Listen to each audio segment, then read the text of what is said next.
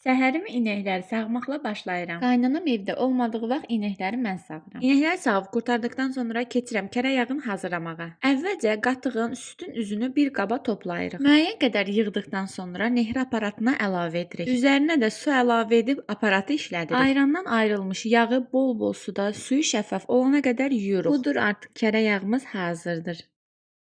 Marketdən nələr aldığıma birlikdə baxaq. Bu cür 5 kiloluq makaronlar aldım. Böyüklər üçün acılı ketçup, mozzarella pendiri, pomidorlu ketçup. Bu torbada isə pesoxla düyü var. Beşli qabartma tozu, uşaqlar üçün formalı peçenyalar və sadə peçenyalar, biraz semişka, əritmək üçün şokolad, özüm üçün kofe, bu cür sosiska və qurudulmuş balıq.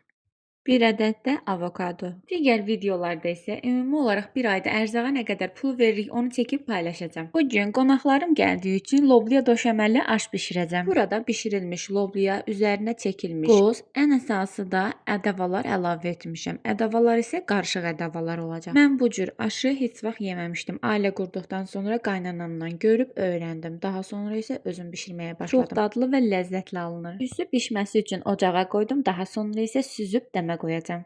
Artıq aşım hazırdır. Düyüləri dəndən oldu. Çox gözəl və çox ləzzətli alındı. Əgər heç vaxt etməmisinizsə bir dəfə məsləhət görərəm ki, sınayasınız.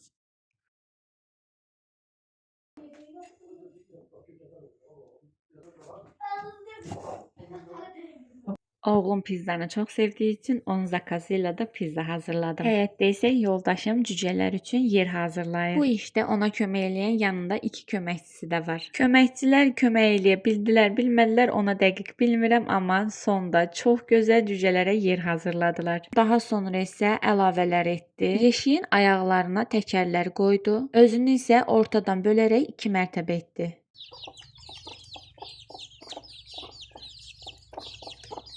Axşam yeməyi üçün isə tükünü kotlet formasında bişirib hazırladım.